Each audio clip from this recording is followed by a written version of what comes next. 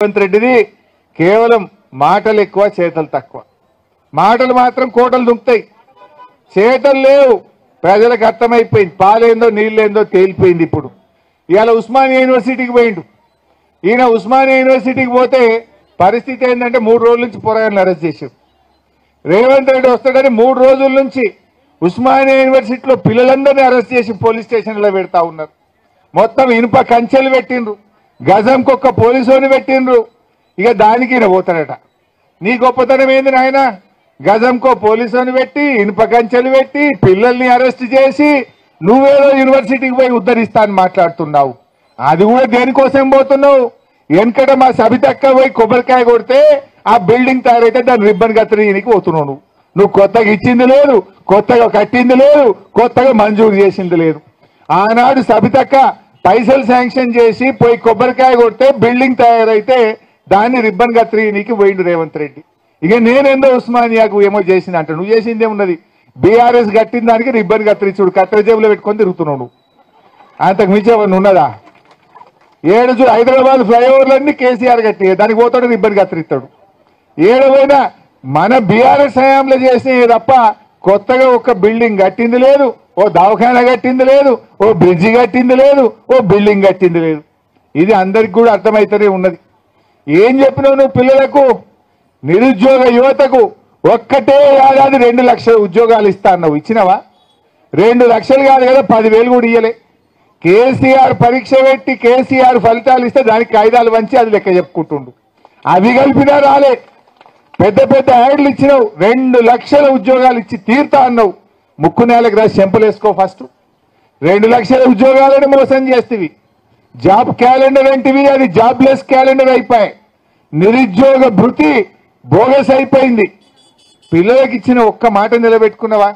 Fee reimbursement పిల్లలకు scholarship డబ్బులు రాక 2 ఏళ్ళు అయిపోయాయి, రూపాయి కూడా వస్తలేదు. స్కాలర్షిప్ ఇయ్యవు. మా చెల్లె స్కూటీ యాడ్ చేస్తుంది, ఆడపిల్లలకు స్కూటీలు ఇస్తాను మోసం చేస్తేవి, నిరుద్యోగ భృతి అని మోసం చేస్తేవి, తులం బంగారం అని మోసం చేస్తేవి, 2 లక్షల ఉద్యోగాలని మోసం చేస్తేవి. ఏది ఏవైతేవి ఇంకేందో ఎగబెట్టినాను ఉస్మానియా యూనివర్సిటీకి పోలీసులను పెట్టుకొని రాబట్టివి. దమ్ముంటే గన్మెన్లు లేకుండా పోలీసులు లేకుండా ఒక్కడివిరా ఉస్మానియా యూనివర్సిటీకి. వెనకట నాకు బాగా గుర్తు, అప్పుడు తెలంగాణ ఉద్యమం బాగా నడుస్తుండే 2012లో. వీళ్ళంతా తెలుగుదేశం పార్టీలు ఉండరు. ఈయన ఇంకా కొంతమంది ఉస్మానియా యూనివర్సిటీకి వచ్చారు, ఈయన కూడా వచ్చిండు. అలా వీళ్ళందరూ ఉస్మానియా యూనివర్సిటీకి వస్తే పిల్లలు మయ్యర అందుకున్నారు. సందులో కూడా ఉరికిండి రేవంత్ రెడ్డి. అప్పుడు సందులో కూడా ఉరికినోడు తెలంగాణ ఉద్యమంలో. ఇవాళ నేనేందో వచ్చినా అని మాట్లాడుతుండ్రు. ఇవాళ ప్రజలకు అన్ని తెలుసు. ఇప్పటికైనా ఉస్మానియా యూనివర్సిటీలో బేషరతుగా మీకు ఇచ్చిన హామీలు అమలు చేయనందుకు క్షమాపణ చెప్తున్నా అని చెంపలేసుకో. ఎప్పట్లోగా చేస్తావో చెప్పు. నువ్వు ఏం చెప్పినావు? నీకు వాళ్ళకి తెలియదా? నీకు నెలకు 4,000 నిరుద్యోగ భృతి అన్నావు, మొదటి ఏడాది 2 లక్షల ఉద్యోగాలు అన్నావు, ఆడపిల్లలకు స్కూటీలు ఇస్తా అన్నావు, జిల్లాకు ఒక యూనివర్సిటీ పెట్టా అన్నావు, ఫీజు రియంబర్స్మెంట్ మొత్తం బకాయిలు క్లియర్ చేస్తా ఎప్పటికప్పుడు ఇస్తా అన్నావు. ఏదైనా ఒక్కటన్నా చేసిన వాళ్ళ? ఒకటి ఇప్పుడు 4 చెప్తే 3 చేసిన బిడ్డ, ఒక్కటి చేయలేదంటే అర్థం చేసుకోవచ్చు. 4 చేయకపోతే నువ్వు ఒక్కటి కూడా చేయకపోతేవి. ఇక కోటీశ్వర్లు ఎక్కడిదమ్మా? మహిళలందరినీ కోటీశ్వరులు చేస్తా అన్నాడు. ఏమైందో మనకు తెలియదు. ఆ ఊర్లల్లా యాదైంది ఒక్కటి కూడా ఈరోజు జరుగుతున్న పరిస్థితి లేదు. గా మధ్యాహ్న భోజనం పెట్టే కార్మికులు పాపం 7 నెలల నుంచి వాళ్లకు కోడిగుడ్ల బిల్లు వస్తలేదు. 7 నెలల నుంచి పిల్లలకు అన్నం పెడితే ఆ మంచి నూనెనో పప్పు దినుసులు కొంటారు కదా, దాని బిల్లులు వస్తలేవు. 9వ తరగతికి 10వ తరగతి పిల్లలకు భోజనం పెడితే 7 నెలలు 8 నెలలు వాళ్ళు పాపం పనిచేసేదే 3,000కి. యాడికెళ్ళి వస్తాయి పైసలు? ఆ జీతం అన్ని ఇచ్చిందంటే అది 6 నెలలకెళ్ళి పెండింగ్ ఉన్నది. జీతం 6 నెలలు పెండింగ్ ఉన్నది. వాళ్ళ కోడిగుడ్ల పైసలు 7 నెలలు పెండింగ్ ఉన్నాయి. ఎవరిని చేసినావు నువ్వు? మధ్యాహ్న భోజన కార్మికులంతా మహిళలు కాదా? అది మహిళల్ని మోసం చేయడం కాదా? మా ఆశాలు 27,000 మంది ఆశాలు మహిళలు కాదా? ఇది మహిళల్ని మోసం చేయడం కాదా? అంగన్వాడీలు మహిళలు కాదా? మహిళల్ని మోసం చేయడం కాదా?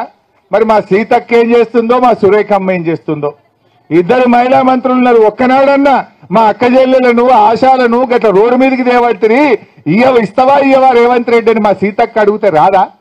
ఎందుకో అడగదు మా సీతక్క, ఎందుకో మాట్లాడేది మా సురేఖమ్మ. మా మహిళా మంత్రులు మా అక్క చెల్లెల పక్షాన మాట్లాడరా? రేవంత్ రెడ్డికి రాఖీ కట్టిండ్రు, రాఖీ కట్టినప్పుడు అడగచ్చు కదా, అన్నా రేవంత్ అన్న నీకు రాఖీ కట్టినాం, మా ఆశలకు 18,000 ఇస్తామన్నాం, ఎప్పుడు ఇస్తావు రేవంత్ అన్న అని అడిగే సోయి ఉండదు దవిలకు.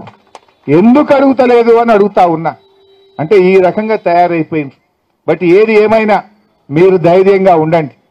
మీరు ఈ యూనియన్ ఆ యూనియన్ అని ఎవడన్నా మీ తెరువు వస్తే వాళ్ళకు తర్వాత ఏం పర్మనెంట్ వాళ్ళు మళ్ళా రారా 2-3 ఏళ్ళకు మన దగ్గరికి? మర్చిపోతున్నారా? ఆ విషయం మర్చిపోవద్దు వాళ్ళు. నేను ఇప్పుడు ఏదో అసెంబ్లీ పెడతారని అంటున్నారు. తప్పకుండా ఎప్పుడు అసెంబ్లీ పెట్టినా బీఆర్ఎస్ పార్టీ పక్షాన ఈ ముఖ్యమంత్రిని ఈ ప్రభుత్వాన్ని ఆశా వర్కర్ల సమస్యల మీద నిలదీస్తాం. అవసరమైతే అసెంబ్లీని స్తంభింపజేసైనా మీ సమస్యల పరిష్కారం కోసం మీకు అండగా బీఆర్ఎస్ పార్టీ ఉంటది, కేసీఆర్ గారు ఉంటారు అని చెప్పి నేను మీకు మనవి చేస్తా ఉన్నా. ఇదేం గవర్నమెంట్ జాబ్ అమ్మా? ఇది డబుల్ బెడ్రూమ్ ఇల్లు ఆపుతున్నారు.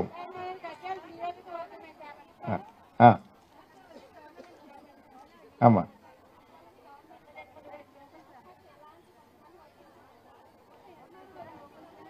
మీ గుర్తుదో లేదో, గతంలో మన ప్రభుత్వం ఉన్నప్పుడు తెల్ల రేషన్ కార్డులు కూడా ఆశాలకు ఆపొద్దు అని చెప్పి స్పష్టమైన ఆదేశాలు ఇచ్చాము. ఇప్పుడు కూడా ఈ ప్రభుత్వం కూడా మీకు ఇచ్చేది రెమ్యునరేషన్ మాత్రమే. రెమ్యునరేషన్ కనుక తప్పకుండా అన్ని ప్రభుత్వ సంక్షేమ కార్యక్రమాలు ఆశాలకు అందించాల్సిందే మేము ప్రభుత్వం మీద కూడా డిమాండ్ చేస్తాం. లేదు ఈ 18,000 మరి పెంచు 18,000 ఇచ్చే మాట ప్రకారంగా అది చేయవు. పైగా మళ్ళా పనులన్నీ చేపిస్తున్నారు. ఈ సర్వే చేయి, ఆ సర్వే చేయి, డాక్టర్లు చేసే పని, సూపర్వైజర్లు చేసే పని, అన్ని పనులు ఇవాళ ఆశాల మీద ఒత్తిడి పెంచుతా ఉన్నారు.